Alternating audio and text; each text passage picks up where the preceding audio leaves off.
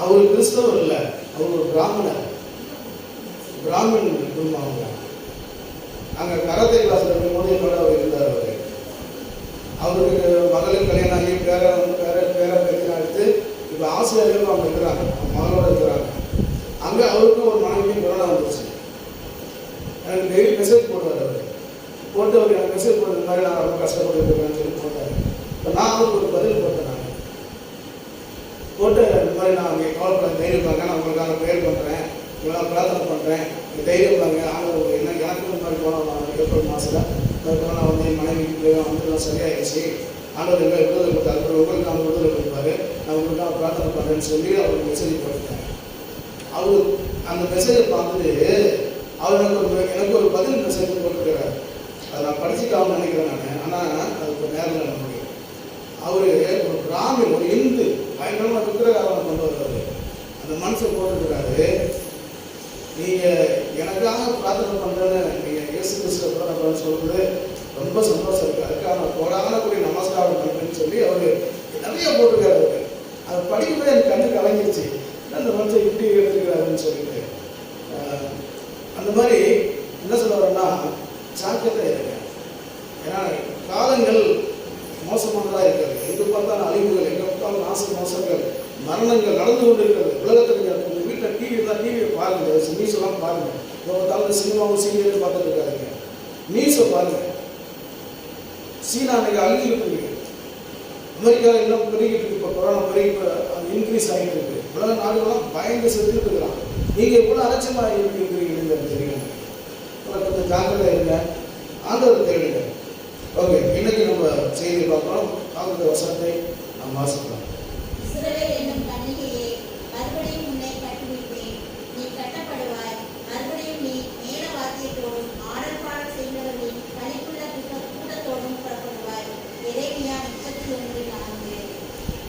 நீ கட்டப்படுவாய் என்பது நம்முடைய பாவத்த வசனம். நிபந்தனை வசனத்தை வாசிக்கலாம்.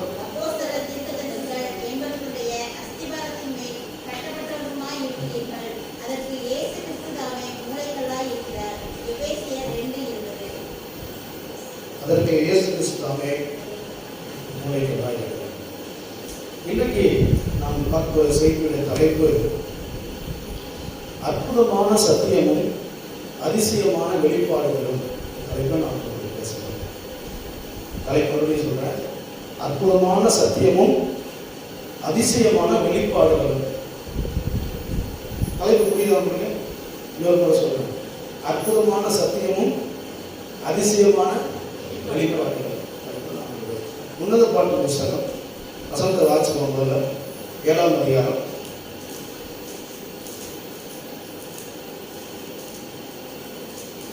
1-10 வசனங்கள் நாம் வாசிக்கலாம். முதல்ல சத்தமாக வாசிக்கிறோம்.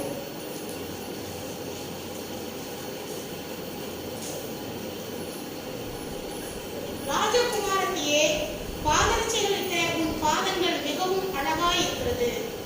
உன் இடுப்பின் வடிவு விசித்திர தொழிற்காரரின் வேலையாகிய பூஷணம் போல் இருக்கிறது. உன் நாவி திராட்சரசம் நிறைந்த வட்ட கலசம் போல் இருக்கிறது. உன் வயிறு லீலி புஷ்பங்கள் சூழ்ந்த கோதுமை அம்பாரம் போல் இருக்கிறது. உன் 2 ஸ்தானங்களும் வெளிவான்களின் இரட்டை குட்டிகளுக்கு சமானமாய் இருக்கிறது. உன் கழுத்தை யானை தந்தத்தினால் செய்த கோபுரத்தை போலவும், உன் கண்கள் எஸ்போனிலே பத்ரபின் வாசலட்டையில் இருக்கும் குளங்களை போலவும், உன் மூக்கு தமஸ்குவின் திசையை நோக்கும் லீபனின் கோபுரத்தை போலவும் இருக்கிறது. உன் சிரசு கர்மேல் பர்வதம் போல இருக்கிறது, மலை போல இருக்கிறது. உன் தலைமையில் ரத்தாம்பரமாய் இருக்கிறது. ராஜா நடை கவனங்களில் மயங்கி நிற்கிறார். மனமகிழ்ச்சியை உண்டாக்கும் என் பிரியமே, நீ எவ்வளவு ரூபவதி, நீ எவ்வளவு இன்பம் உள்ளவர். உன் உயரம் பனைமர தொழுகு போலவும், உன் தனங்கள் திராட்சை குலைகள் போலவும் இருக்கிறது. நான்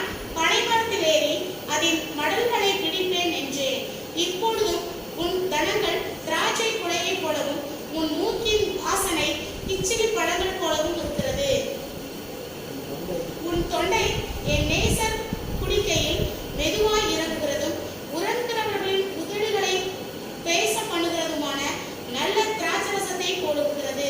நான் என் நேசருடையவன், அவர் பிரியம் என் மேல் இருக்கிறது. இந்த உன்னத பாட்டு புத்தகத்தை நிறைய பேர் படிக்க மாட்டாங்க. கிறிஸ்தவங்களை என்ன பண்ணாங்க, அதை படிக்க மாட்டாங்க. நீங்கள் முன்னாடி படிச்சிருக்கீங்களா? படிச்சிருக்கு, அதனால தான் படிக்க முடியல. நல்லா கவனிங்க. இது ஏன் படிக்க மாட்டாங்க அப்படின்னா, இவங்க இதை பற்றி ஒரு தவறான ஒரு கருத்தை சொல்லி வச்சுருக்காங்க. கிறிஸ்தவர்கள் தான் சொல்லி வச்சுருக்காங்க. ஏன்னா இது வந்து ஒரு காம என்னது என்ன சொல்றது, பாலியல் சம்பந்தப்பட்ட காரியங்கள் சொல்லப்பட்டிருக்குது, ஒரு காதல் கவிதை அப்படின்லாம் சொல்லி கிறிஸ்தவங்க என்ன பண்ணுறாங்க, இதை வந்து ஒரு படிக்கக்கூடாது, படிக்க வேண்டாம், அது சின்ன வயசு பிள்ளைங்க வாலிப பிள்ளைங்க படிக்கக்கூடாது அப்படின்லாம் சொல்லி வச்சுருக்காங்க. கொஞ்ச நாளைக்கு முன்னாடி இந்த இந்து மக்கள் கட்சியில் ஒருத்தர் மணிகண்டன், நம்ம அவருக்காக ஜெபம் பண்ணியிருக்கிறோம். அந்த என்ன பண்ணுவாருன்னா, நிறைய இந்த கிறிஸ்தவ சாதனங்களுக்கு ஃபோன் பண்ணுறது, இந்த ஜீசஸ் டான்ஸுக்கு, இந்த ஏசு வீட்டில் அந்த மோகன் வாசத்துக்கு, இந்த ப்ரேயர் வச்சுருக்காங்கல்ல, அந்த இதுக்கு ஃபோன் பண்ணுறது.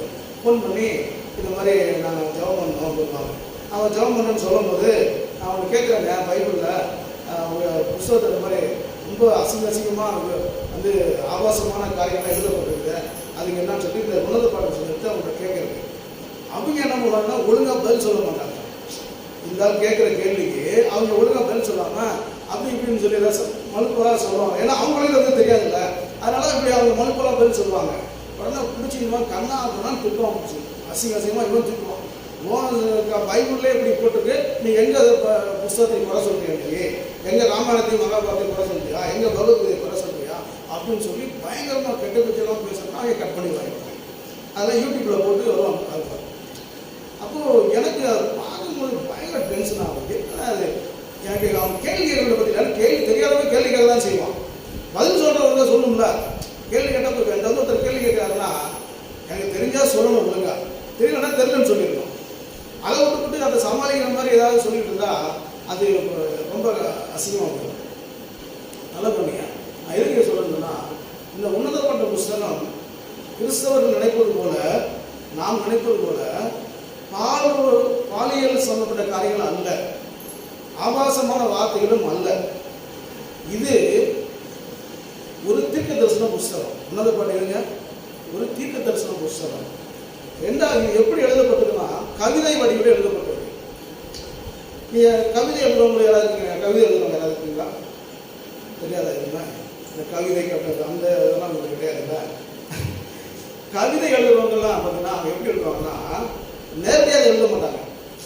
இப்போ வைரமுத்து எழுதுறாரு, ஒரு பாட்டு எழுதுறாருன்னா அவர் பாட்டில் வந்து நேரடியாக ஒரு பொண்ணை வந்து வர்ணிக்கிறாருன்னா நேரடியாக மூக்கு இப்படி இருக்கு அப்படின்லாம் சொல்ல மாட்டார். அதுதான் சொல்லுவாருன்னா, ஒரு பொண்ணை அழகாக வர்ணிக்கிறாருன்னா உன் நெத்தி வந்து அப்படியே என்ன இருக்குது, நிலாவு போல இருக்குது, உன் கண்ணு வந்து மீன் மாதிரி இருக்குது அப்படி சொல்லி வர்ணிப்பாங்க. உன் கூந்தல் வந்து கால் மேகத்தை போல இருக்குது அப்படின்லாம் சொல்லி என்ன பண்ணுவாங்க, வர்ணிப்பாங்க. புரியுங்களா? அந்த மாதிரி கவிதை. இது வந்து புஸ்தகம் வந்து கவிதையெல்லாம் எழுதப்பட்டது. இது வந்து கவிதை. எபிரேய புஸ்தகத்தில் இந்த உன்னத பாட்டு புஸ்தகம் சாலமோனுடைய கவிதைகள்.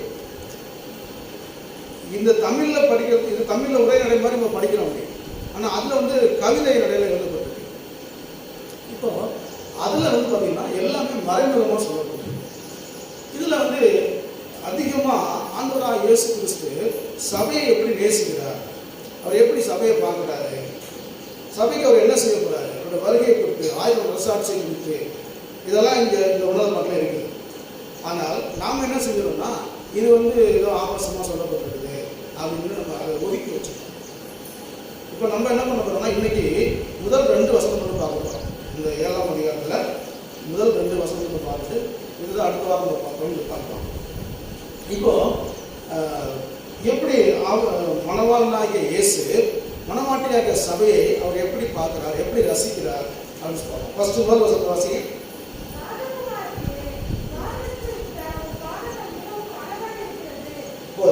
இப்போ ஆரம்பிக்கும் போது அவர் எப்படி ஆரம்பிக்கிறார்னா, ஒரு பொண்ணை எப்படி வர்ணிக்கிறாருன்னா நம்ம கவிதை கவிஞர் எப்படி ஆரம்பிப்பாங்கன்னா ஒரு பொண்ணை வர்ணிக்கும் தலையிலேருந்து ஆரம்பிப்பான். உன் கூந்தல் அப்படின்னு. இங்கே சாலமோன் எப்படி ஆரம்பிக்கிறாங்கன்னா உன் பாதங்கள், பாதத்துலேருந்து ஆரம்பிக்கிறார். இப்போ இந்த 10 வசனத்தில் பாதத்துலேருந்து தலை வரைக்கும் என்ன பண்ணுறாரு சொல்கிறார். ஒரு மணவாட்டி எப்படி ஒரு பொண்ணை எப்படி வாங்கிக்கிறாங்க. இது அப்படியே சபைக்கு இருக்கணும். நம்ம சபையில் நம்ம என்ன பண்ணோம், அதை ஒப்பிட்டு பார்க்கணும். ஏன் ஒப்பிட்டு பார்க்கணும் அப்படின்னு சொன்னால், ஒரு வசனத்தை வாசிங்க. 1 கொரிந்தியர் 2ஆம் அதிகாரம் 13ஆம் வசனம். 1 கொரிந்தியர் 2ஆம் அதிகாரம் 13ஆம் வசனம்.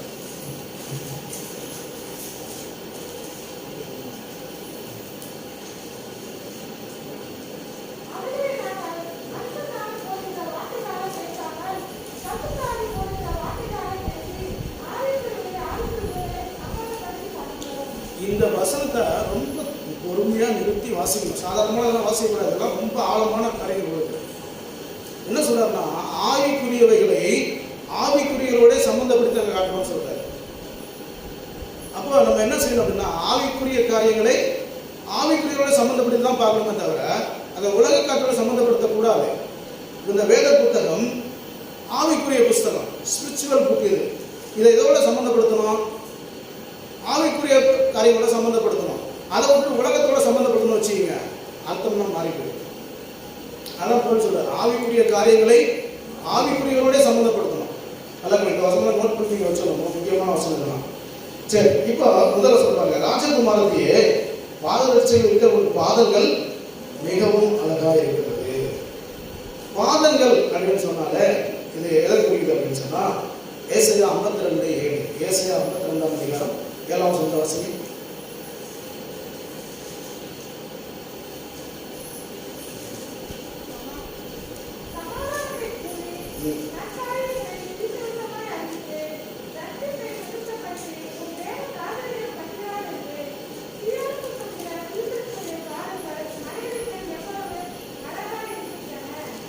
சுவிசேஷனுடைய பாதங்கள் மலைகளின் மேல் எவ்வளவு அழகாக இருக்கிறது. சமாதானத்தை கூறி நற்காரியங்களை சுவிசேஷம் அறிவித்து ரட்சிப்பை பிரசித்தப்படுத்தி உன் தேவன் ராஜரீகம் பண்ணுகிறார் என்று சீயோனுக்கு சொல்லுகிற சுவிசேஷனுடைய பாதங்கள் மலைகளின் மேல் எவ்வளவு அழகாக இருக்கிறது. பாதங்கள் என்றால் சுவிசேஷம் அறிவிப்பதை குறிக்கிறது. இங்கே மணவாளனாகிய இயேசு மணவாட்டியாகிய சபையினுடைய பாதத்தை பார்க்கிறார். அந்த பாதங்களை பார்க்கும்போது அவர் என்ன குரத்தை பார்க்கிறார், சபை சுவிசேஷம் அறிவிக்கிறதா? அப்படி சுவிசேஷம் அறிவிக்கிற சபையா இருந்தால் அது எவ்வளவு அழகா இருக்கிறது அப்படின்னு ரசிக்கிறார். அழகுங்க, உன் பாதங்கள் மிகவும் அழகா இருக்கிறது அப்படின்னு சொல்றாரு இல்லையா, நீ சாலமோன் சொல்றாரு இல்லையா. இங்க இயேசு என்ன சொல்றாருன்னா, மணவாட்டியாகிய சபையே நீ சுவிசேஷம் அறிவிக்கிறாய், எங்கும் சென்று சமாதானத்தை கூறுகிறாய், ரட்சிப்பை பிரசித்தப்படுத்துகிறாய், நற்காரியங்களை கூறுகிறாய். எனவே உன் பாதங்கள் எனக்கு மிகவும் பிடித்திருக்கிறது, அது மிகவும் அழகா இருக்கிறது, நான் அதை ரசிக்கிறேன் என்று மணவாளனாகிய இயேசு மணவாட்டிய சபையை பார்த்து சொல்லுகிறார். நம்முடைய சபையில ஒரு சுவிசேஷம் அறிவிக்கிற காரியம் இருக்கிறதா? ஒரு காலத்தில் இருந்தது. ஆனால் இன்றைக்கு சபை சுவிசேஷம் அறிவிக்கிறதா? சூழ்நிலைகள் சுவிசேஷம் அறிவிக்க முடியாதது இருக்கிறது. முன்னாடி ஒரு காலத்தில் பார்த்தீங்கன்னா பெரிய பெரிய கூட்டங்கள் போடுவாங்க, சுவிசேஷம் கூட்டம்னு சொல்லி போடுவாங்க. லட்சக்கணக்கான மக்கள் தருவாங்க. டாக்டர் ஜிஎஸ் நகர், அப்புறம் முகமது சிலாசர், முன்னாடி நிறைய இந்த ஜஸ்டின் பிரபாகரன், இவங்கெல்லாம் பெரிய பெரிய கூட்டங்களை போட்டு லட்சக்கணக்கான மக்கள் கூடுவாங்க, அங்கே சுவிசேஷம் அறிவிப்பாங்க. அது ஒரு காலகட்டம். ஆனால் இன்றைக்கு அந்த மாதிரி கூட்டங்கள் போட முடியாது. அரசாங்க சூழ்நிலை சரியில்லை, கால சூழ்நிலை சரியில்லை. அப்போ சபை என்ன செய்ய வேண்டும் என்று சொன்னால், சபையில் இருக்கிற ஒவ்வொரு விசுவாசியும் தனக்கு, தன் குடும்பத்தாருக்கும், தன் அருகில் இருக்கிற நண்பர்களுக்கும், நீங்கள் குடியிருக்கிற இடத்துல அருகில் இருக்கிற ஒவ்வொருவருக்கும் நீங்கள் தான் சுவிசேஷம் அறிவிக்க வேண்டும். நான் போய் தெருவில் நின்று பிரசங்கம் பண்ணா என்ன பண்ணுவாங்க? முதல்ல கொரோனா வந்துருந்து என்ன பண்ணுவான், அதை தடை பண்ணுவான். அடுத்து என்ன பண்ணுவாங்க, மதம் மாத்திரான்னு சொல்லி அதை தடை பண்ணுவான். இப்படி பிரச்சனைகள் இருக்குது. அப்போ விசுவாசம் என்ன செய்யணும்? உண்மையாக ரசிக்கப்பட்டவங்க, உங்கள் குடும்பத்தில் ரசிக்கப்பட்டவங்க நீங்கள் தான் அவங்க சொல்லணும். அக்கங்களுக்கு போய் அவங்க நண்பர்களுக்கு, உங்கள் அருகில் குடியிருப்பவர்களுக்கு நீங்கள் தான் சுவிசேஷம் சொல்லணும். சுவிசேஷம் அறிவிக்காத சபையை தேவன் விரும்புவதே இல்லை. அல்ல, சபையினுடைய முதல் வேலை என்னதான்? சுவிசேஷம் அறிவிப்பது. மணவாட்டியாக நம்ம தெரிந்து கொண்டால் மணவாட்டியாக சபை என்ன பண்ணணும்? சுவிசேஷம் அறிவிக்கணும். அதனால தான் இங்கே சொல்றாரு, உன் பாதங்கள் எவ்வளவு அழகாக இருக்கிறது. நம்முடைய சபையை தேவன் நேசிக்க வேண்டுமானால், இந்த சபையை தேவன் நேசிக்க வேண்டுமானால் நாம் சுவிசேஷம் அறிவிக்க வேண்டும். அப்படி அறிவிக்கவில்லை என்று சொன்னால் தேவன் நம்மை பார்த்து என்ன பண்ண மாட்டார்? ரசிக்க மாட்டார், விரும்ப மாட்டார். நீங்கள் அதை செய்கிறீங்களா? போன வாரம் அந்த பாப்பா சொல்லி நினைக்கிறேன். நல்லா கேளுங்க. நீங்கள் சபைக்கு இங்கே வரீங்க, சபையில் நீங்கள் பாஸ்டர் இருக்காங்க, இங்கே ஞானசாமி இருக்க மாட்டாங்களா? ஞானம் தான் தொட்டியெல்லாம் கட்டிட்டு இருக்காங்க. ஆனால் இவங்க எங்கேயோ போய் என்ன பண்ணுறாங்க? ஞானசாமி தந்துடுறாங்க, ஊழியம் பண்ண போகிறேன்னு சொல்கிறாங்க. இப்படி நிறைய கும்பல் இப்போ ஆரம்பிச்சிருக்காங்க. நல்லா வச்சுங்க, ஏதாவது ஒரு ஊழியர் பேரை வச்சு ஆரம்பிச்சுக்கிறது, மற்ற சபையில் எல்லாம் அவங்கள கூப்பிடுறது, அவங்க ஞாபகம் கொடுத்து அப்போ அவங்க இவங்களாம் எங்கே சபைன்னு சொல்கிறது, ஊழியத்துக்கு வான்னு சொல்லி என்ன பண்ணுறாங்க? உடனே ஆண்டு ஊழியத்தை அழைச்சிருக்காரு. என்கிட்ட எங்கள் பாஸ்டர் சொன்னாருங்க, தம்பி ஆண்டவருடைய ஊழியத்தை அழைத்திருக்கிறாரு. நான் அவர்கிட்ட கேட்டேன், ஏங்க ஆண்டவர் என்னை ஊழியத்தை என்கிட்ட தானே சொல்கிறேன், ஊழியர்னு சொல்கிறாரு, முதல்ல என்கிட்ட தான் சொல்லணும் அப்படின்னு சொன்னேன். இந்த பாஸ்டர் அசந்துக்கார். அப்படியே என்ன அது இப்படி கேட்குறது? இல்லைப்பா, முதல்ல என்கிட்ட சொல்லிட்டாரு, அவரும் உங்கள்கிட்ட சொல்லுவார் அப்படின்னு சொன்னாங்க. நான் சொன்னேன், சொல்லணுங்க, நான் ஊழியத்துக்கு வரேன். என் ஆண்டவர் சொல்லவே இல்லை, நானும் ஊழியத்துக்கு போகவே இல்லை. கேட்குறப்ப தான் சொல்லுவேன். அந்த சென்னையில் இருக்கும்போது அந்த புதுவாக ஏற்றி சபை நியூ லைஃப் சர்ச் சைதாபுரி அங்கே போவேன். அந்த இது பைபிள் கிளாஸ் படிக்கிறதுக்காக அங்கே போனால் எல்லாரும் என்னை பார்த்து பாஸ்டர் கிறிஸ்தவர் பாஸ்டர் தான். அதோ நான் பாஸ்டர் இல்லைங்க, நான் விசுவாசிங்க இல்லைங்க, நீங்கள் பாஸ்டர் தாங்க போவாங்க. இது மாதிரி 2-3 பேர் சொன்னாங்க. கட்டுப்பாயிருச்சு.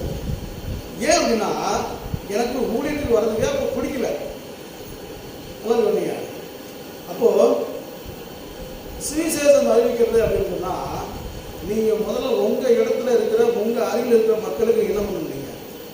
சுவிசேஷம் அறிவிக்கணும். அப்போ என்னென்ன சுவிசேஷம் அனுப்பிங்க? உங்களுக்கு ஆண்டவர் நன்மை செய்தால் என்ன பண்ணுவீங்க? அதை சொல்ல முடியும். அப்படி எதுவும் நடக்காத போது நீங்கள் என்னென்னு போய் சொல்லுவீங்க? இயேசுனால எழுந்திருக்கீங்க, அவர் நல்லவர், அவர் உங்களுக்காக ரசம் செஞ்சினாரு, அவர் உங்களை ஆசீர்வதிப்பார், நீங்கள் சொல்லி வச்சுக்கீங்க. அவன் என்ன சொல்லுவான்? அவர் மேலே ஒன்று ஆசீர்வதிக்கணும், நீ ஆசீர்வாதம் வாங்கிட்டு அப்புறம் என்கிட்ட சொல்லி அப்படின்னு சொல்லுவான் இல்லையா? என்கிட்ட சொல்லியிருக்காங்க தரலாம். அப்போது நம்ம முதல்ல ஆண்டவர்களை நிலைச்சிருக்கணும். நிலைச்சி கொண்டு ஸ்டெடி ஆகணும். நெஞ்சு நல்லா ஒரு ஆண்டவருடைய அற்புதங்களை பெற்று ஆண்டோட ஆசீர்வாதத்தை பெற்று வளர்ந்து கொஞ்ச நாள் ஆனதுக்கப்புறம் அப்புறமா என்ன பண்ணணும்? ஊழியத்தை ஆரம்பிக்கணும். நீங்கள் சொல்வதற்கு எதுவுமே இல்லாமல் இப்போ என்னன்னு சொல்லுவீங்க? சுவிசேஷம் அப்படி சொன்னால் ஏற்றுக்குவாங்க. நான் ஊழியம் செய்யலாம் அப்படின்னு சொல்லவில்லை, ஆனால் செய்வதற்கு ஒரு வழிமுறைகள் இருக்கிறது. நிறைய பேர் கூட வாங்கிட்டாங்க. சர்ச்சைக்கு கொண்டு ஞானசாமி கொண்டு கூட நான் ஊழியத்துக்கு போகிறேன். ஆர்வ பலர் என்ன பண்ணுறதுங்க? ஊழியத்துக்கு போகிறேன். ஊழியத்துக்கு போய் அவர் இது ஆண்டோட நடத்துதல் இல்லாமல், ஆவியாருடைய வழிநடத்தல் இல்லாமல் போய் என்ன பண்ணுறேன்? சொல்லிக்காது ஏதாவது சொல்லி மாட்டிட்டு ஊழிக்க மாசத்தை ஆலோசனை கேட்கல. நீங்கள் எந்த ஊழியம் செய்தாலும் சபையில் தான் போய் செய்ய வேண்டும். உங்களுக்கு அந்த சபை இருக்க வேண்டும். அந்த சபையில் தான் நீங்கள் போய் என்ன பண்ணணும்? ஊழியம் செய்யணும். தனிப்பட்ட முறையில் செஞ்சீங்கன்னு சொன்னால் அது பைபிள் மெத்தட் கிடையாது. தனிப்பட்ட நான் ஊழியம் பண்ணுறேன், நான் சபைக்குள்ள போக மாட்டேன், நான் வீட்டிலேயே நான் ஆராய்ச்சிக்குவேன், அப்புறம் நாம் என்ன பண்ணுவேன்? ஊழியம் செய்வேன்னு சொன்னால் அது வேதாகம முறை கிடையாது. அப்போஸ்தலனாகிய பவுல் ஒரு சபையில் தான் ஊழியத்தை ஆரம்பித்தார். 13 வருடங்கள் சபை இருந்துக்கிட்டு அதுக்கப்புறம் தான் ஊழியத்தை தனியாக ஊழியம் செய்ய ஆரம்பித்தார். ஒவ்வொரு பிஸ்னரி பயணம் போயிட்டு வந்து அந்த சபையில் வந்து அப்போஸ்தலனாகிய பேதுரு, யோவான்லாம் வந்து என்ன பண்ணார்? அவர் ஊழியத்தை குறித்த ஒரு அறிக்கையை கொடுக்குறாரு. வேதத்துக்கு அப்போஸ்தலனை படிச்சு பாருங்க. இந்த ஊருக்கு போனேன், இங்கே போய் அவனை சந்திச்சேன், இப்படி வச்சுக்கப்பட்டாங்க அப்படின்னு சொல்லி அந்த அறிக்கை கொடுக்குறவங்க பார்க்குறோம். அப்போது சபையில்லை மையமாக தான் ஊழியம் நடக்கிறது. இன்றைக்கி நிறைய பேர் என்ன பண்ணாங்கன்னா அவங்கவுங்க வெளியில் போய்கிட்டு நான் இந்த ஊழியம் பண்ண ஒரு பேரை வச்சுக்க வேண்டியது ஊழியம் பண்ணுன்னு சொல்லிட்டு கூப்பிட்டு வச்சுக்கிட்டு என்ன பண்ணுறீங்க? இதனால நிறைய பிரச்சனைகள் வருது. அதனால் ஜாகிரதை. நான் என்ன சொல்கிறேன்னா, சுவிசேஷங்கள் அறிவிக்க வேண்டியது சபையினுடைய கடமை. மனவாட்டியாக சபை என்ன பண்ணணும்? சுவிசேஷம் அறிவிக்கணும். அப்படி அறிவித்தாதான் ஆண்டவர் நம்மை பார்த்து என்ன பண்ணுவார்? நம்ம மேலே விருப்பப்படுவார், நம்ம ரசிக்கிறார். அதாவது உன்னத பாட்டில் சொல்கிறார். அதுபோல நான் ரொம்ப தேவையில்லாமல் பேச விரும்பல. முக்கியமான பாயிண்ட் பேசி நம்ம பாருங்கள். டைமில் நமக்கு உன் இடுப்பின் வடிவு விசித்திர தொழிற்காரர்களின் வேலையாகிய பூசணம் போல் இருக்கிறது. அப்போ இங்கே சாலமோன் எப்படி சொல்கிறாருன்னா, ஃபஸ்ட்டு பாதத்தை சொல்லிட்டு இடுப்பை சொல்கிறார். இந்த இடுப்புன்னொன்னே நமக்கு என்ன இருந்ததுங்க? தப்பான இடத்துக்கு போயிடுது. ஏன்னா அந்த இடுப்பை பற்றி நிறைய தப்பான கதை சொல்லி வச்சிருக்காங்க சினிமாவெல்லாம், இல்லைங்களா? இங்கே இடுப்புனா மணவாளனாகிய இயேசு மணவாட்டியாகிய சபையினுடைய இடுப்புன்னு எதை சொல்றாரு அப்படின்னு சொன்னா, எபேசியர் 6ஆம் அதிகாரம் 14ஆம் வசனம். எபேசியர் 6ஆம் அதிகாரம் 14.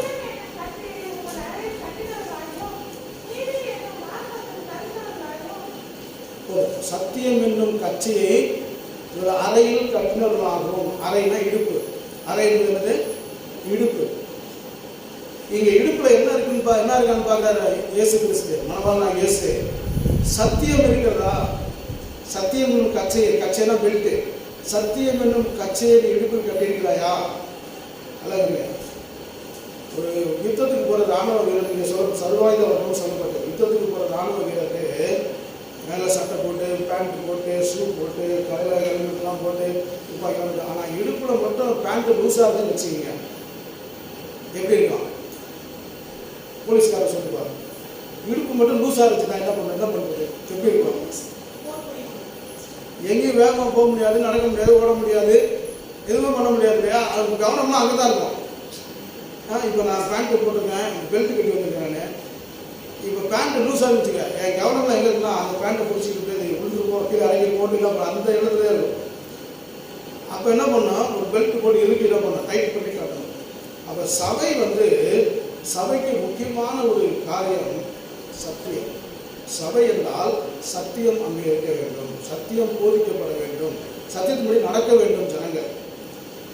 அதுதான் மணவாளனாகிய இயேசு பார்க்கிறார். சபையை பார்க்கும்போது உன் இடுப்பு எப்படி இருக்குதான், இடுப்பினோட விசித்திர தொழிற்கால வேலையாகிய பூசணம் போல் இருக்கிறது அப்படின்னு சொன்னா என்ன அர்த்தம்? உன் இடத்துல இருக்கிற சத்தியம் இவ்வளோ அழகா இருக்குது, நீ எல்லாம் ஒரு சத்தியத்தை பின்பற்றுறது ரொம்ப அழகா இருக்கும். அதை பார்த்து ரசிக்கிறாரு. நம்ம சந்திர சத்தியம் இருக்குது, அது குறைவில்லை. ஆனால் இதை பின்பற்றுகிற நீங்கள் இருக்கிற பாருங்க, இதை பின்பற்றுறது தான் முக்கியம். இன்னைக்கு அநேக சபைகள்ல சத்தியத்தை போதிக்கிறது குறைந்து போயிடுச்சு, சத்தியமே இல்லை. இன்னைக்கு பார்த்தீங்கன்னா எல்லாம் ஆராதனை என்ற பெயரில் என்ன பண்ணுறாங்க, அதுக்கு அதிக நேரம் எடுக்கிறாங்க. ஆராதனை பேரில் இப்போ நம்மளும் ஆராதனை பண்ணோம், ஒரு டைம் அவ்வளோதான். ஆனால் அவங்க என்ன பண்ணுறாங்கன்னா முழுவதுமே ஆராதனை தான் முக்கியம். மாதிரி என்ன பண்ணுறாங்க, நல்ல மியூசிக் இன்ஸ்ட்ருமெண்ட் வச்சுட்டு, நல்ல அதிகமான இசைக்கருவிகளை வைத்துக்கொண்டு நல்லா இசை வாசித்து நடனம் ஆடி அவங்கள கேட்டால் நாங்கள் ஆண்டவர் ஆராதிக்கணும்னு சொல்லுவாங்க. அந்த ஆராதிக்கணும், ஆண்டவர் ஆராதிக்கணும் தான். ஆனால் அதை விட எது முக்கியம், தேவனுடைய வார்த்தையை போதிப்பதும் முக்கியம். ஜனங்களுக்கு அதுக்கு தான் ஆண்டவர் ஊழியம் வச்சிருக்காரு. உங்களுக்கு பாஸ்டாக நான் இந்த ஆண்டவர் எதுக்கு வச்சிருக்காருன்னா, இந்த வேத புத்தகத்தை உங்கள் இதயத்தில் கொண்டு வைக்கணும். அதான் என் வேலை. இந்த கையில் இருக்கிற வேத புத்தகம் இதை உங்கள் இதயத்துக்கு கொண்டு போகிறது தான் என்ன வேலை, ஊழியக்கான வேலை. அப்போ நான் அவங்க நல்ல போதித்து என்ன பண்ணோம், உங்களை வேதக்காரர்களாய் மாற்ற வேண்டும் என்பது தான் தேவனுடைய திட்டம். அப்போ ஒவ்வொருவரும் வேதத்தை நன்றாக அறிந்து அதை பின்பற்றி தேவனுடைய சத்தியத்துக்குள்ள கீழ்ப்படிந்து தேவனை சந்திக்க ஆயத்தப்படும் பொழுது வேதம் சொல்லுகிறது. ஏசாயா 26:2 ஏசாயா 26:2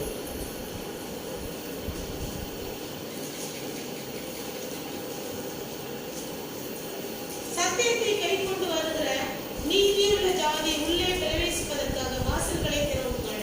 ஆண்டவர் சொல்றார், சத்தியத்தை கைக்கொண்டு வருகிற நீதியுள்ள ஜாதி உள்ளே பிரவேசிக்கும்படி வாசலை திறவுங்கள் என்று சொல்றார். நல்லா கவனிங்க. உங்களுக்கு சத்தியம் போதிக்கப்படும் போது நீங்கள் அதை கேட்டு அதை கை கொண்டு அது நடக்கும் பொழுது நீங்கள் நீதியுள்ள ஜாதியாக மாற்றப்படுகிறீர்கள். இங்க இருக்கிற ஜாதி இல்லை, தேவனுடைய பார்வை நீதியுள்ள ஜாதியாக மாற்றப்பட்டு நீங்கள் வருவதற்கு முன்பாக உங்களுக்காக பரலோகத்தின் கதவு திறக்கப்படும். நான் யோசிச்சு பாருங்க. அப்படி இல்லைன்னு சொன்னா உங்களுக்காக நரகத்தின் வாசல் எப்பொழுதுமே திறந்தே இருக்கும். அங்கே தாராளமாக நீங்கள் போயிருக்கலாம். நல்ல கவனிங்க. சத்தியத்தை தேவன் சபையை எதிர்பார்க்கிறார். மனவாட்டியாக சபையை இடுப்பு என்ன வச்சிருக்கணும், சத்தியம் இருக்கணும். சத்தியம் இருக்குன்னா எப்படி இருக்குன்னா, இங்கே முதலாவது போதிக்கப்பட வேண்டும், ரெண்டாவது அவர்களை கை கொள்ள வேண்டும். அந்த இடுப்பை பார்த்து, இடுப்புனா சும்மா நினைச்சிடாதீங்க, இடுப்புனா நீங்கள் ஏதோ நினைச்சிடாதீங்க. இடுப்பு ரொம்ப முக்கியமானது. இடுப்பு ரொம்ப நமக்கு மனுஷனுக்கு இடுப்பு இடுப்புல சத்து இல்லைன்னா ஆயிடுச்சுங்க, நிற்கவே முடியாது இல்லையா? இடுப்புல சத்து இல்லைன்னா இடுப்பு நிறைய பேர் கீழே விழுந்துடும் அப்படிங்களா, விழுந்து அந்த ஸ்பைனல் அந்த பிரச்சனை வந்துடும். அப்போ இந்த இடுப்பு கீழே ஒரு பையன் இருக்கான், விழுந்து அந்த இடத்துல ஃப்ராக்சர் ஆகிடுச்சு. இடுப்பு கீழே கீழ் இடுப்பில் அவனுக்கு இடுப்புலேருந்து கீழே உணர்ச்சியே இல்லை, இடுப்பு கீழே உணர்ச்சியே இல்லை. அவனுக்கு யூரின் போகிறதும் தெரில, மோஷன் போகிறதும் தெரில, அப்படியே இருக்கிறான். அந்த மாதிரி கண்டிஷன் ஆகும். நம்ம சத்தியம் சபையில் இல்லைன்னு சொன்னால் நமக்கு எதுவுமே தெரியாது. நமக்கு எந்த பிரச்சனை வந்தாலும் என்ன நடக்குதுன்னு தெரியாது. நமக்கு நல்ல கவனிக்க அப்படிதான் ஆயிரும்.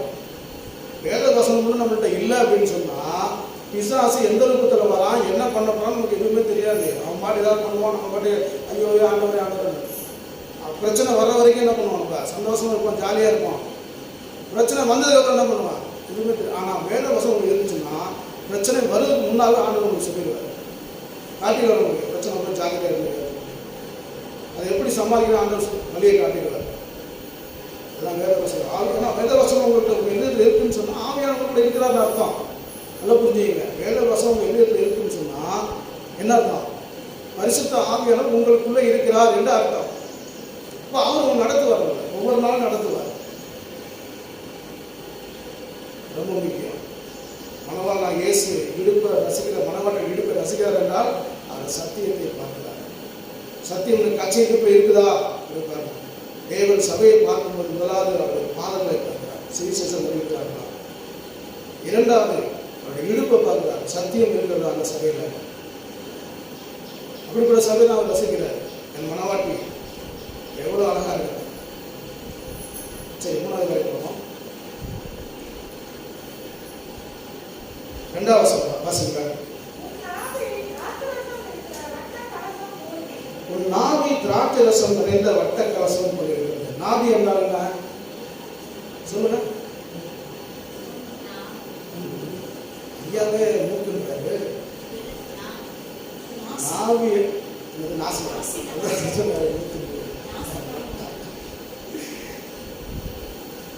நாவினா தொப்புன்னு அர்த்தம்.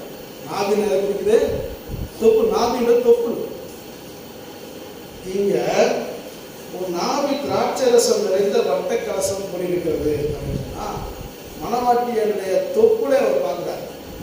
இன்னைக்கு இந்த சினிமாவில் அதெல்லாம் என்ன பண்ணிட்டாங்க, இந்த தொப்புல வந்து ரொம்ப அசிங்கமாக காட்டுறாங்க. சினிமாவில் தொப்புல ஒரு பொண்ணை காட்டணும், ஒரு ஹீரோயினை காட்டணும், முதல்ல எதை காட்டுறான், இந்த வயிற்றையும் தொப்புலையும் காட்டுறான். இதனால் சில படத்தில் தொப்புள்ள அந்த பப்பனை விடுறது, ஒரு படத்தில் ஆம்பட் போடுறான் தொப்புள்ள. இப்படி அசிங்கப்பட்டுட்டாங்க. நல்ல கவனிங்க. எந்த மிருகத்துக்காவது தொப்பு இருக்கிறது பார்த்துருக்கீங்க நீங்கள்? ஆட்டுக்கோ மாட்டுக்கோ நாய்க்கோ தொப்பு இருக்கிறது பார்த்துருக்கீங்களா? பார்த்துருக்கா இல்லையா? இருக்கு, தொப்பு இருக்கு. ஆனால் உங்களுக்கு நமக்கு தெரியாது, தொப்பு இருக்கிறது தெரியாது நமக்கு. மனுஷனுக்கு கூட ஏன் தொப்புல அவங்க வெளியே தரப்ப வச்சாரு சொல்லுங்க? நல்லா கவனிங்க. தொப்புள் என்பது நன்றி உணர்ச்சியை காட்டுகிறது. தொப்புள் எதை காட்டுகிறதுங்க? நன்றி உணர்ச்சி. ஏன் அப்படின்னா உன் தாய் உன்னை கர்ப்பப்பையில 10 மாதங்கள் வைத்து உனக்கு அந்த தொப்புள் கொடியின் மூலமாக தான் என்ன பண்ணிக்கிறாங்க, உணவு, தண்ணீர், காற்று எல்லாமே அதன் மூலமாக போகுது. உன்னை 10 மாதங்கள் பாதுகாத்து பராமரித்து உன் தாயை உன் வயிற்றில் வைத்து பராமரித்தார்களா, அந்த நன்றி உணர்ச்சியை நீ நினைக்க வேண்டும் என்பதற்காக தேவன் என்ன பண்ணிருக்காங்க, தொப்புளை வெளியே ஒவ்வொரு நாளும் உடை மாற்றும் போது ஒரு தொப்புளை பார்க்கணும், ஒரு தாயின் ஞாபகம் வர வேண்டும். நல்லா வச்சுருங்க. ஆண்டவர் இதுக்காக தான் வச்சிருக்கிறார்.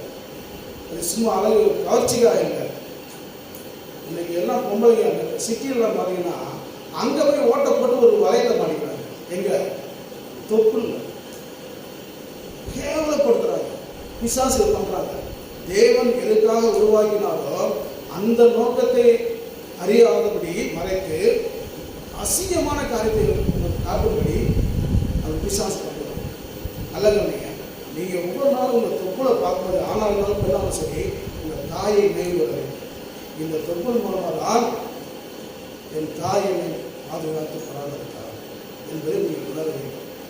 அதுதான் ஆண்டவர் சொன்னார், உன் தாயை தகப்பனை என்ன பண்ணுவீங்க, வாழ்நாள் வீடு கூடி ஒரு தாயை தகப்பனை என்ன பண்ணு, கனம் பண்ணு. தொப்புள் அதுதாங்க இருக்கு. நீ ஒவ்வொரு நாளும் உன் தொப்புளை பார்க்கும்போது என்ன ஞாபகம்? இப்போ நான் சொல்கிறேன், உங்களுக்கு தெரிஞ்சிருக்காது. இப்போ நான் உங்களுக்கு சொல்கிறேன், நீங்கள் வீட்டில் போய் ஒவ்வொரு நாளும் உடை மாற்றும் போது உங்கள் தொப்புளை பார்க்கும்போது என்ன வரணும் உங்களுக்கு? தாயின் ஞாபகம். முக்கியமான ஒரு அறிவிப்பு நான் சொல்லாமல் விட்டேன். அந்த சர்ச்சைக்கு அந்த சத்தியான ஒரு சகோதரி வரல, அவங்க குழந்தை வந்திருக்கு, ஆண் குழந்தை வந்திருக்கு, ஜிஹெச் இருக்கிறாங்க. முடிஞ்சவங்க போய் விசாரிங்க. தொப்புன்னு சொன்ன ஞாபகம். சரி, விஷயத்துக்கு வருவோம். அப்போ ஆண்டவர் தொப்புளை பார்த்து என்ன சொல்றாங்க? மணவாட்டினுடைய தொப்புளை பார்த்து என்ன சொல்றாரு? திராட்சரசம் நிறைந்த வட்ட கலசம் போல் இருக்கிறது அப்படின்னா, திராட்சை ரசம் சந்தோஷம் கொடுக்கிறது. மனுஷனுக்கு என்னதுங்க? சந்தோஷம் கொடுக்கிறது.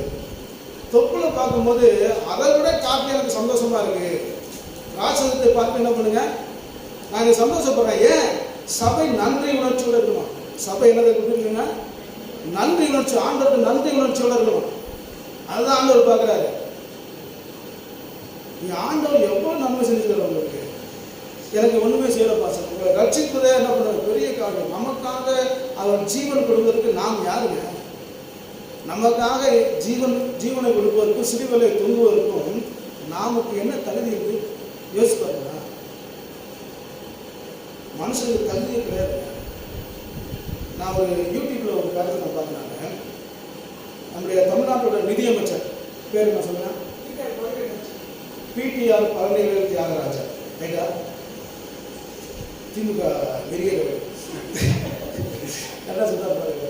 பிடிஆர் அவர் சாதாரண கிடையாது. அவர் நிதியமைச்சர் இருந்தாலும் அவர் சாதாரண கிடையாது. அவர் பரம்பரையே என்னதுங்க? ஆளுகை செய்த பரம்பரை. அவங்க தாத்தா தியாகராஜர், அவர் பேரில் தான் சென்னையில் டி நகர் ஒரு பேர் வச்சுருக்காங்க. அவங்க அப்பா பழனிவேல் தியாகராஜர் தமிழ்நாடு சட்டமன்ற தலைவராக இருந்தவர் திமுக பிரிவில். இப்போ இவர் நல்லா அமெரிக்காவில் போய் படித்தவர், நல்ல பெரிய பெரிய நிறுவனங்கள் நிதி ஆலோசனை இருந்தவர், நல்ல விவரம் தெரிஞ்ச மனுஷன். அவர் ஒரு வீடியோ போட்டிருக்கிறார். என்ன பண்ணுறது, எனக்கு ஒரு புது நண்பர் கிடைத்து விட்டார் அப்படின்னு ஒரு வீடியோ போட்டிருக்காரு. பழனிவேல் தியாகராஜர் ஒரு படம் போட்டிருக்காரு. எனக்கு ஆச்சரியமா இருந்துச்சு. இவருக்கு என்ன இவர் எவ்வளோ நண்பர்கள் இருப்பாங்க, ஒருவேளை சினிமாக்காரங்க புதுசாக ஃப்ரெண்ட் ஆகிட்டானோ அப்படின்னு நினச்சி அதை ஆன் பண்ணி பார்த்தா அவர் போட்டிருக்காரு. அவர் காரில் போகும்போது ஒரு நாய் அடிபட்டு கிடந்துச்சா ரோடு வாரத்தில். அடிபட்டு எல்லாம் ஜனங்களை வரைக்கும் பார்த்து சில பேர் பார்த்துக்கணும். அப்போ இவர் அந்த காரை போய் இறங்கி வந்து நாயை போய் பார்த்துக்கிறாரு. அந்த நாய்க்கு ஒரு கால் உடஞ்சி போச்சு. இந்த ஒரு காலம் நடக்கும் விட்டாங்க. அப்போ என்ன பண்ணாங்க, ஒரு ஆளை விட்டு அந்த நாயை தூக்கிட்டு போய் ஹாஸ்பிட்டலில் வச்சு இந்த நாய் அந்த காலுக்கு வைத்தியம் பார்த்து அது கால் நடக்க முடியாதுன்னு சொல்லிட்டாங்க. உடனே ஒரு என்ன பண்ணாலும் ஒரு வண்டி ஒன்று ரெடி பண்ணி, இந்த சின்ன பிள்ளைங்க கை வச்சு ஓடிட்டு போயிருந்தாங்கன்னா அது மாதிரி ஒரு வண்டி ஒன்று ரெடி பண்ணி அந்த நாய்க்கு நடக்கிற மாதிரி வச்சு, அது நடக்கும்போது அந்த வண்டியோட செஞ்சு போகிற மாதிரி நடக்கிற மாதிரி ஓடுற மாதிரி செஞ்சு அவர் வீட்டில் வச்சுருக்காங்க. பராமரிக்க வீட்டில் வச்சுருக்காங்க. அந்த நாய் தான் ஒரு நண்பராக. இந்த கால் வந்து நாய் கொடுத்தாங்க, அந்த நாய் தான் அவர் நண்பராக. ஒரு நாட்டுடைய நிதி அமைச்சர் வந்து அவருக்கு அவசியமா அது செய்யணும்னு அவசியமா? ஏன் அவர் செஞ்சாரு? அவர் கண்ணு மாதிரி ஒரு நாய் அடிப்படை இருக்குது. அங்கே போகிற சாதாரணமாக ஒதுக்கிட்டு போகிறது முடியல. அவர் என்ன பண்ணுறாங்க, அந்த நாயை தூக்கி போய் வைத்தியம் பார்த்து சரி பண்ணி அது வண்டியை கட்டிக்கிட்டு அது ஓடுறது விளையாடுறது ஒரு சந்தோஷம். இதுதாங்க இயேசு செஞ்சார். புரியுது? அவங்க என்ன சொல்கிறாங்க, யாருமே தீண்டாம யாருமே கண்டிக்காம தெருவில் கிடந்த நம்மளை ஆண்டவர் என்ன பண்ணார்? அவர் அப்படியே போயிருக்கலாம். எனக்கு இஸ்ரவேல் தாயா முக்கியம், யூதர்கள் தான் முக்கியம் போயிருக்கலாம். ஆனால் என்ன பண்ணாங்க, அவர் ஊழியர் செய்யும்போது அப்படி தான் சொன்னார். இந்த கானானிய ஸ்திரீ வந்து என் மகள் உடம்பு போது பிள்ளைகள் நான் பார்த்து என்ன பண்ணுறதில்ல, நாய்க்கு போடலாமான்னு கேட்டார். அப்போ என்ன அர்த்தம், இஸ்ரவேலர் தான் என்னது பிள்ளைங்க, மற்றவங்களாம் யாரு? நாயின்னு அர்த்தம். நம்ம நாய் தான் அப்படி சொன்னார். ஆனால் வீட்டுறதுக்கு அப்புறம் உலகமெங்கும் புறப்பட்டு போய் சகல ஜாதிகள் என்ன பண்ணுங்க சீசன் சொன்னார். நல்லா கேட்குங்க. அப்போ நம்ம நாய் மாதிரி தான் கிடந்தோம், நரகத்துக்கு நேராக போயிட்டு இருந்தோம். ஆனால் அவர் என்ன பண்ணாங்க, போனால் போது என்ன பண்ணாங்க, நம்ம மேலே அன்பு வைத்து நம்மளை தூக்கி எடுத்து பாவத்தெல்லாம் மன்னிச்சு நமக்கு எவ்வளோ நன்மைகளை செய்து ரட்சிப்பை கொடுத்து, ஒரு சபையை கொடுத்து, ஒரு ஊழியக்காரனை கொடுத்து, உனக்கு வாழ்ந்தோறும் உங்கள் சத்தியத்தை போதிக்க வச்சு, உன்னை பலப்படுத்தி, உன்னை நான் பகவத் ராஜ்யத்துக்கு கொண்டு போகிறேன் அப்படின்னு சொல்லி வாக்கு பண்ணியிருக்கிறாங்க. இதை வந்து நீங்கள் எதோட போய் ஒப்பிடுவீங்க? நான் காணிக்க கொடுக்குறேன், நான் அதை செய்திகள் ஒப்பிட முடியுமா? இதெல்லாம் ஒன்றுமே கிடையாது. நல்ல கவனிங்க. இதுதான். அப்போ இவ்வளவு காரியம் செய்த அவரை நாம் எப்படி நன்றியோடு நாம் நினைக்கிறோம் என்பதுதான் அவர் எதிர்பார்க்கிறார். மனவாட்டியாகிய சபை நன்றி உணர்ச்சி. ஒரு 2 வாரத்துக்கு முன்னாடி சிவகுமார் என்ன பண்ணான்னா, அவன் தம்பிகிட்ட காசு கொடுத்துருக்கான். இவன் வந்து அந்த காசு எடுத்துக்கிட்டு நாங்கள் மாடியில் ஏதோ உட்காந்து செல்லில் உட்காந்துட்டேன். இப்போ வந்து அண்ணன் காசு கொடுத்து சொன்னான். எதுக்குப்பா காசு எடுத்துருக்கேன்? எனக்கு தெரியாது, கூட்ட சொன்னாலே கொடுத்துருக்கேன். வாங்கி பார்த்தா 5000 ரூபா காசு இருந்தது. எனக்கு ஒன்றும் புரியல, காசு கொடுத்துருக்கான். கசமாக கொடுத்துருக்கான். அது மாதம் தான் கொடுத்துருக்கான். இவன் வந்து 5000 கொடுத்துருக்கான். எனக்கு எதுக்கு கொடுத்துருக்காங்க? எனக்கு மற்ற பசங்க ரொம்ப சந்தோஷம் வாங்கி பாக்கெட் வச்சுட்டு போயிடுவாங்க. அது வேறு விஷயம். எனக்கு சரி என்னன்னு வந்து ஃபோன் பண்ணேன். அப்புறம் அவனுக்கு ஃபோன் பண்ணான். எதுக்குப்பா காசு கொடுத்தாங்க கேட்டேன். எனக்கு கேட்குறேன் தான் கேட்குறேன். அவன் சொன்னான், இல்லை பஸ் நான் உங்களுக்கு கொடுக்குன்னு நினச்சேன் கொடுக்குறேன். ஆனால் எதுக்குப்பா கொடுக்குன்னு நினச்சேன். அவன் சொன்னான், பஸ் உங்களுக்கு நிறைய கொடுக்குன்னு நினைக்கிறேன், நாங்கள் முடியல. இப்போ அரசாங்கத்தில் ஊக்கத்தொகை கொடுத்தாங்க 5000 ரூபா, அந்த கொரோனா வேலை பண்ணுறதுக்கு. அது அப்படியே கூட கொடுத்துருக்காங்க. எனக்கு என்ன சொல்கிறதுன்னு தெரியல. அதை சொல்லிட்டு சேவ் பண்ணுறது காசு பண்ணிட்டு நமக்கு அவசரம் பண்ணாங்க. அதான் கவனிங்க, அரசாங்கம் அவனுக்கு ஊக்கத்தொகை கொடுத்தாங்க. அதை என்கிட்ட விட்டு என்னை ஊக்கப்படுத்திட்டாங்க. சார் என்ன சொல்கிறதுன்னா, ஜனங்கள் வந்து கட்டாயத்தோடு நிறைய பேர் கொடுக்குறாங்க. நிறைய சபைகள் கசவமாக கொடுக்கணும், நல்ல ஆண்டவர் அப்படி பண்ணிடுவார் இப்படி பண்ணிடுவார்னு சொல்லி என்ன பண்ணுறாங்க, பயமுறுத்தி கசவமாக வாங்குறாங்க, காணிக்கை வாங்குறாங்க. எப்போ பார்த்தாலும் ஒரு காணிக்கை இல்லாமல் ஒரு பெட்டி வச்சுருக்கோம். அடிஷனலாக ஒரு பெட்டி இருக்கும். பில்டிங் பண்ணி போடு, அதுக்கு போடு, இதுக்கு போடு அப்படி சொல்கிற சமயம் ஏதாவது சமயம். அதெல்லாம் தவறுன்னு நான் சொல்ல மாட்டேன். செய்கிறாங்க. ஜனங்களை கட்டாயப்படுத்தி கொடுக்க வைக்கிறாங்க. நான் என்ன சொன்னேன், ஜனங்களை கொடுக்கணுமா, அதை அன்போடு கொடுக்கணும், அதை உற்சாகமாக கொடுக்கணும். ஐயோ சபைக்கு போனதெல்லாம் கொடுத்தாகணும் அப்படின்னு கட்டாயத்தோடு என்ன பண்ணக்கூடாது. கொடுத்தீங்கன்னா அது உங்களுக்கு ஆசீர்வாதம் அது சாபமாக மாறிடும். நீங்கள் 1 ரூபாய் காணிக்க போட்டாலும் சந்தோஷமாக இருக்கும். அப்படிதான் நான் எப்படி சொல்கிறேன். என் மனைவி அறிவித்துட்டோம், நீங்கள் என்ன இப்படி பண்ணுறீங்க, எல்லா பாஸ்ட்டும் இப்படிலாம் வாங்குறாங்க, அந்த பாஸ்ட் அப்படி வாங்குறாரு, இந்த பாஸ்ட் இப்படி வாங்குறாரு, நீங்கள் எதுவுமே கேட்க மாட்டீங்க, எப்படி சர்ச்சு கேட்க சேருங்க வேணாம். எனக்கு சர்ச்சு வேணா ஆளை விட்டா போதும் இல்லையா, சர்ச்சு வேணா ஒன்று வேணும். எங்கேயாவது ஒரு குடிசையில் உட்காந்து என்ன பண்ணுவேன், வர இருக்கு வார்த்தையை சொல்லிட்டு ஜெபம் பண்ணுறது, அது போதும் எனக்கு. அந்த திருப்தி எனக்கு போதும். பணத்துக்காக ஊழியம் இல்லைங்க, ஊழியத்தில் தான் பணம். பணத்துக்காக ஊழியம் கிடையாது. இன்னைக்கு நிறைய பேர் பணத்துக்காக ஊழியம் செய்யலாம். புரியுங்களா? நான் ஒன்றுமே இல்லாமல் ஓட்டர் சைக்கிளை ஓட்டிட்டு வந்தேன், இப்பொழுது BMW காரில் போகிறேன்.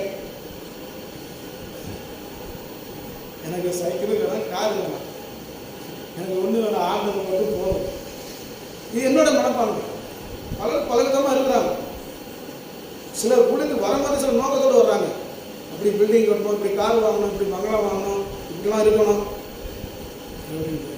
ஊழியம் என்பது சரி நம்ம விஷயத்தில் இந்தியா போயிடணும். அதாவது இல்லைங்க, ஒரு ஊழியம் பாருங்க, ஒரு உலக பிரசித்த ஊழியக்கார் பெண்ணிகின்னு கேட்டுக்கிட்டு அந்த யூடியூப்லாம் வந்து பாருங்க, பார்த்தீங்கன்னா பார்ப்பீங்க. அவர் ஊழியம் எவ்வளோ பெரிய ஊழியக்காரர்.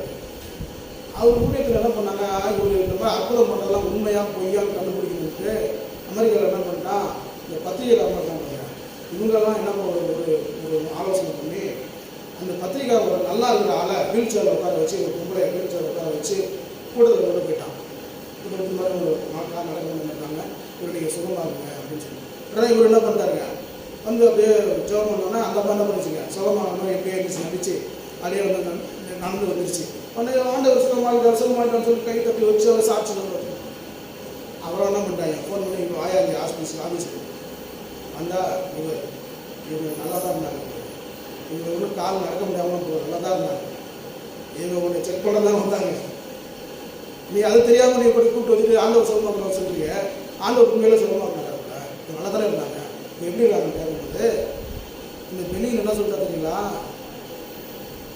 நானும் மனுஷன் தானே, எனக்கு எப்படி தெரியும்ட்டாரு. உண்மையிலே ஒரு ஊழியக்காரனாக இருந்தால் என்ன பண்ணிருக்கலாம், ஆண்டவர் அவங்களை சொல்லிருக்கணுங்களா, இந்த அம்மா நடிக்குது இதை சொல்கிறான்னு சொல்லிருக்கணுங்களா. அவர் என்ன சொல்லிருக்காரு, நானும் மனுஷன் தானே, எனக்கு எப்படி தெரியும். அப்போ நீ ஏன் தேவ மனுஷன் சொல்கிற, கேட்பாடா கேட்க மாட்டாங்க. நல்லா ஊழியர்கள் எப்படி இருக்கு. ஆனால் இதே இன்னொரு சம்பவம் சொல்கிறாங்க. தஞ்சாவூரில் குத்தாவூர்னு ஒரு ஊர், குத்தாவூர் கேள்விப்பட்டிருக்கீங்களா, தஞ்சாவூர் மாவட்டம். அந்த ஊரில் ஒரு சாதாரண ஊழியர், சாதாரண ஒரு ஊழியக்கார் சுவிசேஷம் நடத்துகிறார். அந்த கூட்டத்தில் அந்த ஊருக்காரர் என்ன பண்ணுறான், இந்த மாதிரி ஏமாற்றணும் இவ்வளோ எப்படியாவது கெட்டவனு ஒன்றும் இல்லைன்னு சொல்லி ஃப்ராடுன்னு சொல்லி நிரூபிக்கணும்னு சொல்லிட்டு அவன் வந்து என்ன பண்ணான், குச்சம் பண்ணிக்கிட்டு எனக்கு கால் நடக்க முடியாதுங்க, எனக்காக ஜெபம் பண்ணுன்னு சொல்லி மேடையில் ஏறிட்டான். அந்த பாசனம் தெரியாமல் என்ன பண்ணிட்டாருங்க, அவர் காலைல கை ஜெபம் பண்ணி உனக்கு வந்து ஆண்டவருக்கு சுகம் கொடுக்க போகிறாங்கன்னா இவன் டக்கு குச்சை கீழே போட்டு சுகமான மாதிரி நடித்து ஆண்டவர் சுகமாயிட்டார் அப்படின்னு சொல்லி இவன் ஆக்டிங் பண்ணிட்டு இவர் சொல்லிட்டு சாட்சி இருக்கும் போத இப்படி நிற்பாரு, நான் நல்லா தான் இருந்தேன் முன்னாடியே, நான் சும்மா நடித்தேன், நீ வந்து எப்படியப்பட்ட ஆரம்பிட்டு நீ என்ன வந்து கூட ஏமாத்துறியா சொல்லிட்டா சொன்னோன்னா அவருக்கு பயந்துட்டார். அந்த ஊழியர் வந்தார். அவர் வந்து உலகத்தை சொல்லி சாதாரண ஆள், கிராமத்தில் ஊழியர் சொல்லி அவருக்கு பயந்துட்டு என்னங்க அப்படி பண்ணிட்டீங்க, போய் அந்த ஊரை விட்டு வெளியே போய் அப்படின்னு சொல்லிட்டாங்க. நீங்கள் நடித்தான் பாருங்க, என் மேடை விட்டு இறங்கி மீட்டிங் முடிஞ்சோன்னா வண்டியை டூவீலர் எடுத்துக்கிட்டு ரோட்டில் போயிருக்கேன். போனாங்க ஏற்றப்போ லாரி அடிச்சு உண்மையிலே கால் போயிடுச்சு. லாரி வரும்போது என்ன எடுத்துங்க, லாரி கால் உண்மையிலே கால் இல்லாமல் போயிடுச்சு. நடிச்சா பாருங்க, கால் நடக்க முடியல, உண்மையிலே கால் இல்லாமல் போயிடுச்சு. காலே இல்லைங்க, முன்னாடி நொண்டி மாதிரி நடித்தான், இப்போ என்ன உண்மையை நொண்டி ஆகிட்டான், காலை வெட்டி எடுத்துட்டாங்க. அவன் இப்போ ஆண்டவர் ஏறிட்டான், அது வேறு விஷயம். ஆனால் ஊழியக்காரர்கள் எப்படிலாம் ஊழியர் பண்ணுறாங்க பாருங்க. அவரு சொன்ன பதிலுக்கு இந்த மனுஷன் சொன்ன பதிலுக்கு எவ்வளோ வித்தியாசத்தை பாருங்க. நான் எதுக்கு சொன்னா நன்றி வச்சுட்டு பேசுகிறேன். ஆண்டவர் மனவாண்டிய எவ்வளோ ஒரு பாதிக்க காரணம் என்னன்னா அவருக்கு மனவாண்டிய சபைக்கு எவ்வளோ நன்றி உணர்ச்சி இருக்கிறது. கண்டிப்பாக உங்கள் வாழ்க்கையில் ஆண்டவர் நன்மைகளுக்கு நன்றி உணர்வோடு இருக்கிறீங்களா? நன்றி ஆண்டவருக்கு எப்படி காட்டுவீங்க? நீங்கள் நன்றி உணர்வோடு இருக்கிறீர்கள் என்று ஆண்டவர்கிட்ட எப்படி காட்டுவீங்க? சாட்சி சொல்லிட்டா போதுமா? எனக்கு ஆண்டவர் நன்மை செஞ்சாருன்னு சொல்லிட்டா போதுமா? அது செயலில் காட்டணும். கிரியை இல்லாத விசுவாசம் செட்டதுன்னு வேலை சொல்லணும். அப்போ உங்கள் நன்றியை நீங்கள் எப்படி ஆண்டவர் காட்டுவீங்க? யாராவது சொல்லுங்க எனக்கு கோவம் வந்துடுவாங்க. உங்கள் நன்றியை ஆண்டவருக்கு எப்படி காட்டுவீங்க? ஆத்துமாக ஆதாயம் வேற எதுவுமே செய்ய முடியாது. நீங்கள் என்ன சொல்லுவீங்க ஆண்டவருக்கு? உங்கள்ட்ட இருக்கிறதெல்லாம் ஆண்டவர் கொடுத்தது தான், அதை திருப்பி கொடுக்க முடியாது. திருப்பி கொடுத்துட்டு நான் கொடுக்கன்னு சொல்ல முடியாது. அப்போ அவர் ஆண்டவர் கொடுக்காத ஒன்று நீங்கள் என்ன பண்ணுவீங்க? ஆண்டவருக்கு கொடுக்கணும்னா ஆத்துமாக ஆதாயம் பண்ணுறதா என்ன பண்ணுங்க? நன்றியை வச்சு காட்டுறது. நீங்கள் எத்தனை வருஷமாக சபைக்கு வரீங்க? எத்தனை பேருக்கு ஆண்டவர் சொல்லி சபைக்கு எடுத்து வந்துருக்கீங்க? எத்தனை ஆத்துமாக ஆதாயம் பண்ணிருக்கீங்க?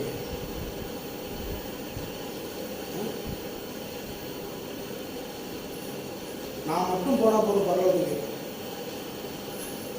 நமக்கு நம்முடைய புத்தி அப்படிதான். நான் மட்டும் அனுபவிக்கணும், நான் மட்டும் சந்தோஷமா இருக்கணும், நான் மட்டும் போகணும், இந்த எண்ணம் நமக்கு உள்ள இருக்குது. அதெல்லாம் என்ன பண்ணுறதுன்னா, அவன் போனால் நமக்கு என்ன, நம்ம சொன்னால் கேட்கவா போகிறான். சில பேர்த்துக்கு யோசிக்கிறாங்க, இவங்க எப்போ தான் ஏன் சொல்லிட்டு இருக்கிறாரு, என்னதான் சொல்றது புரியுது அப்படின்னு உங்களுக்கு யோசிக்கிறீங்களா?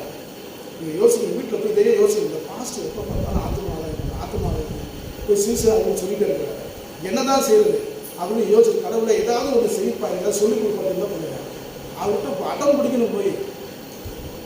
அதுதான் சொல்கிறேன் நான். நல்ல மாட்டுக்கு ஒரு சூடுமாங்க, நம்ம தான் எருமை மாடாச்சே, என்ன சூடு வச்சாலும் என்ன பண்ணணும்ப்பா, திருப்பி பார்த்து சூடு வைக்கிறா சரி ரைட்டு அவங்களுக்கு போயிட்டு பண்ணுறோம். இது தப்பாக இருந்துச்சு. என்ன இப்படிலாம் சொல்லாது. உங்களுக்கு எப்படி சொல்லி ஒரு பேச்சாளர் இருக்கிறார் திமுகவில், அது பேர் என்னங்க, இந்த வார்த்தை வழக்கம் சொல்லி ஒதுக்கி போட்டு சொல்லுவாங்க. அது பேர் என்ன, தீப்பொறி ஆரம்பம். அவர் பேச்சு கேட்டால் சொன்னார், ஏதாவது சொல்லுங்க உங்களுக்கு விளக்கம் சொல்லி ஏதா ஒன்று கேட்டது. அந்த மாதிரி கதை நம்ம கதை. உங்களுக்கு பிரசங்கம் பண்ணியே நான் கொஞ்சம் போய் போகிறேன். நல்லா கேளுங்க. நீங்கள் மட்டும் என் ஒருத்தர் ஊழியம் இந்த மாதிரி ஆத்மானம் நினச்சிருந்தீங்கன்னா இந்த சபை என்னைக்கோ நடந்துருக்கும். ஆனால் நீங்கள் என்ன பண்ணீங்க, எனக்கு என்ன நீங்கள் பாட்டுக்கு வர்றீங்க போகிறீங்க, அது கூட பரவாயில்ல. என்ன குறை சொல்கிறது போய் இந்த பாஸ்ட் இப்படி சொல்கிறார் அப்படி சொல்கிறார். நல்லா சொல்லுங்க போய். அப்பயாவது போய் தெரியும் போய் பாஸ்ட் இருக்காரு இப்படி சபை இருக்கு குறையாவது சொல்லுங்க போய். அந்த மாதிரி ஆண்டவருக்கு நன்றி சொல்லி பாருங்க. அவருக்காக நீங்கள் வேலை செஞ்சு பாருங்க. அவர் உங்களை எப்படி ஆசிரியர் நடத்துகிறாருன்னு உங்களுக்கு தெரியும். இங்கே சொல்லப்படுது, நாவி திராட்சை ரசம் நிறைந்த வட்ட கலசம் சொல்லியிருக்கிறது. நம்மளோட சொன்னாங்க இந்த தொப்புளை பார்க்கும்போது இந்த காய்கறி ஞாபகம் வரணும். அதை மாதிரி ஆவிக்குரிய இருக்கிற ஆண்டவர் மனமாளுடைய தொப்புளை எதுக்கு பார்க்குறாருன்னா, நன்றி உணர்ச்சி சபை நன்றி உணர்ச்சி இருக்கிறதா என்று அவர் பார்க்குறாரு. நன்றி இல்லாதவர்களை மனுஷனே மதிக்க மாட்டான். ஆண்டவர் மதிப்பார். நீங்கள் எவ்வளோ பேத்துக்கு சொல்லுவாங்க, எவ்வளோ பேருக்கு நம்ம உதவி செஞ்சுருப்போம். நன்றி இல்லாதவங்க நம்ம என்ன சொல்லுவோம்? நன்றி இல்லாதவங்க என்ன சொல்லுவோம்? நன்றி கெட்ட நாயின்னு. நன்றி கெட்ட நாய். நாய் தான் நன்றி உள்ளது. நன்றி கெட்ட நாயின்னு சொல்லுவோம்.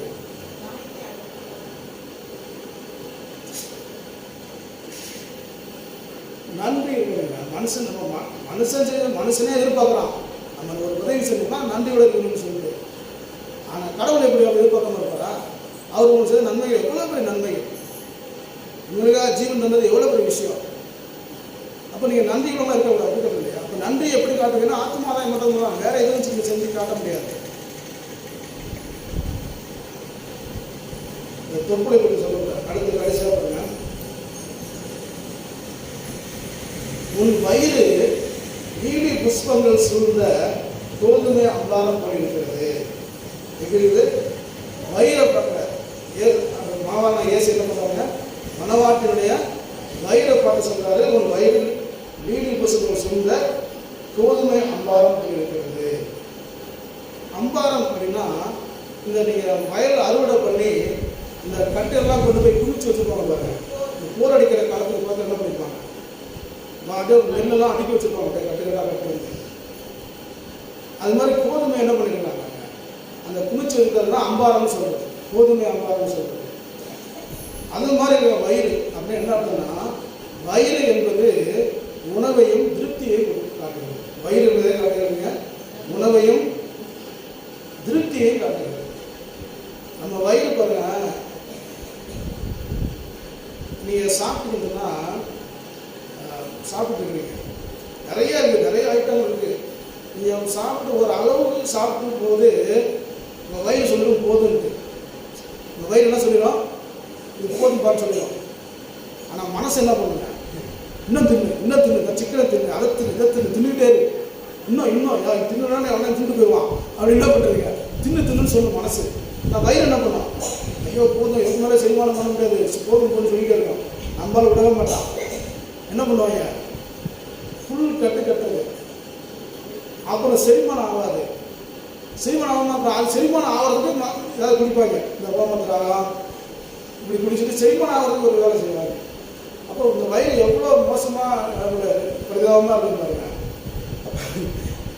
ஆண்டவர் என்ன சொல்றாருன்னா, திருப்தியை பார்க்க சபை வந்து திருப்தியாக இருக்கிறதா, தேவனுடைய ஆசீர்வாதத்தை பெற்றுக்கொண்டு, தேவனுடைய நன்மையை பெற்றுக்கொண்டு, தேவனுடைய நல்ல வார்த்தைகளை பெற்றுக்கொண்டு சபை திருப்தி அடைகிறது.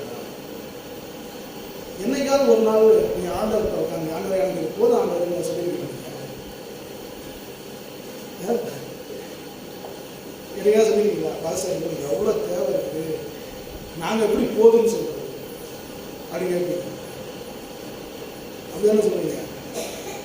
யாராவது போது சாலமன் வந்து ஆண்டவர் கேட்டார், அந்த வீடியோவில் போகும்போது தரிசனம் பண்ணாரு, உனக்கு என்ன வேணும் கேட்பான்னு சொன்னார்.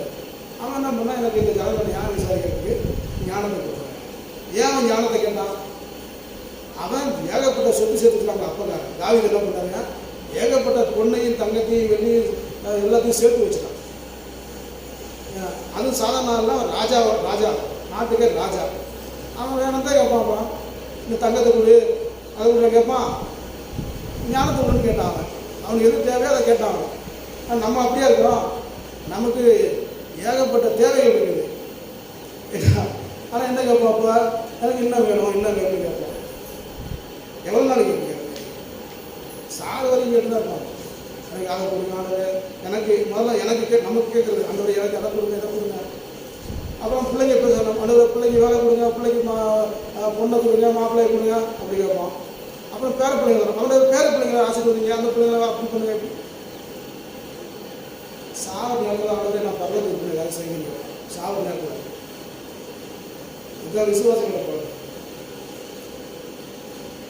ஆண்டவர் என்ன பண்ணுறீங்களா? எனக்கு போதும் யாராவது சொல்லுவாங்களா? ஆண்டவர் எனக்கு போதும், நான் திருப்தியாக இருக்கேன், சந்தோஷமா இருக்கேன். பவுல் அப்படி சொல்கிறார், சந்தோஷமா இருங்கள் அப்படின்னு சொல்கிறேன். மறுபடியும் நான் சொல்கிறேன் சந்தோஷமா இருங்கன்னு சொல்கிறார். பிலிப்பியருக்கு சொல்லும்போது அது சந்தோஷமா இருங்கன்னு சொல்லும்போது அவர் எங்கே இருந்து இருக்கிறாரு?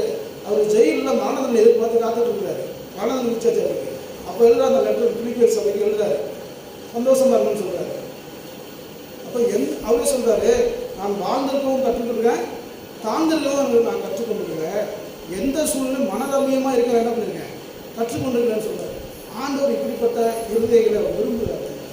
நீ எந்த சூழ்நிலையும் நம்ம மனரம்யமாக இருக்கணும், இல்லை அமைதியாக இருக்கணும். எப்போ பார்த்தாலும் எதையாவது ஆண்டு கேட்டு தான் இருக்கணும். ஜெபன்னு போய் உட்காந்தாலே என்னதான் அது? அப்ளிகேஷன் தான். ஜெபன்னாலே நமக்கு என்னதான் அது? அப்ளை பண்ணுறது தான். அந்த ஒரு அதை கொடுங்க, இதை கொடுங்க, அப்படி கொடுங்க, இப்படி கொடுங்க, முட்டி வலியை போக்குங்க, நெஞ்சு வலியை போக்குங்க, தலைவலியை போக்குங்க, எல்லாம் தேவைதான்.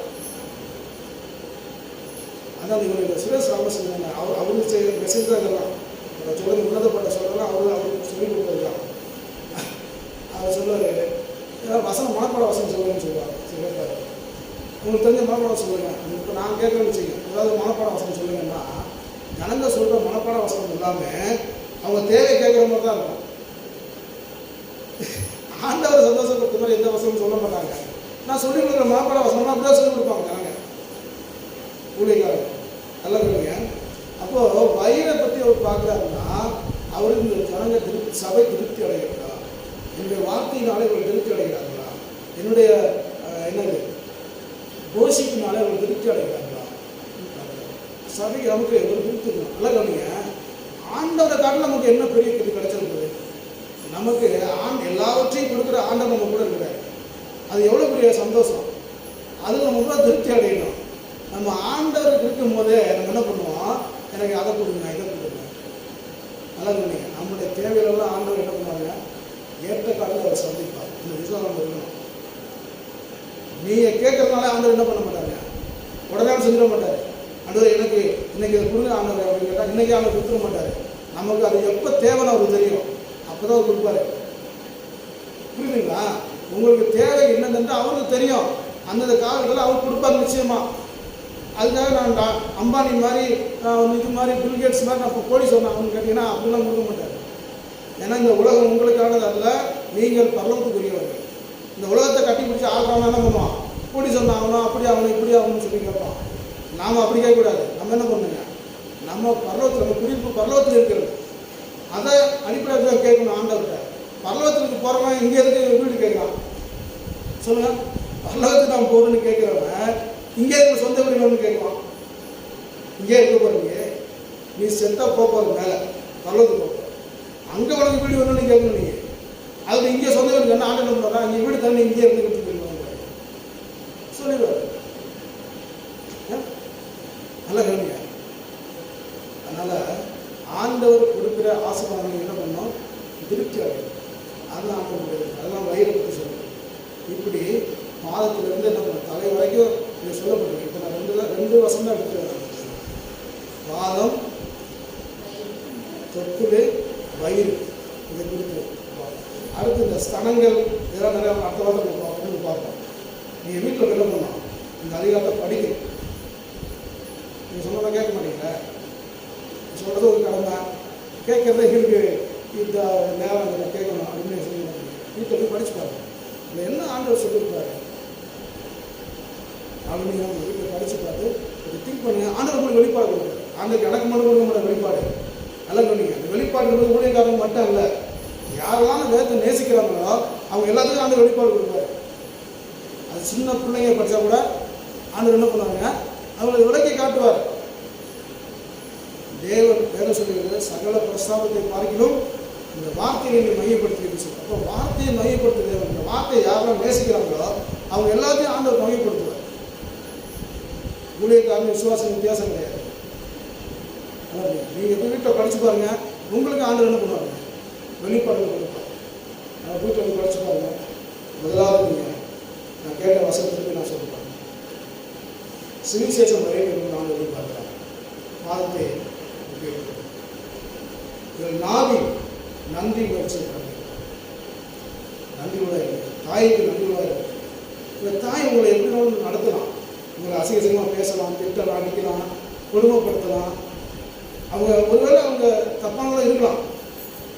ஆனால் அவங்களை 10 மாதம் வயிற்று என்ன பண்ணிக்கிறாங்க, அவங்களை வச்சு பாதுகாக்கலாம். அந்த நன்றி வச்சு நமக்கு எப்போ இருக்கு. அதே போல் ஆண்டவர் செய்கிற நன்மைகள் நம்ம நினைச்ச ஆண்டு நன்றி கூட இருக்கு. ஆண்டு கொடுக்குற நன்மைகளை திருப்தி அடைங்க. முதல்ல எனக்கு இது பத்தாது அது பத்தாதுன்னு தான் பண்ணுங்க. ஆண்டோட ரொம்ப நட்சத்திரம் கூடாது, திருப்தி கூட இருங்க. கர்த்தர் நிச்சயமா அவங்க என்ன பண்ணுவாங்க, ஆசீர்வதிப்பார். எல்லாரும் ஜெபம் பண்ணுங்க. எல்லாரும் கண்களை மூடுவோம்.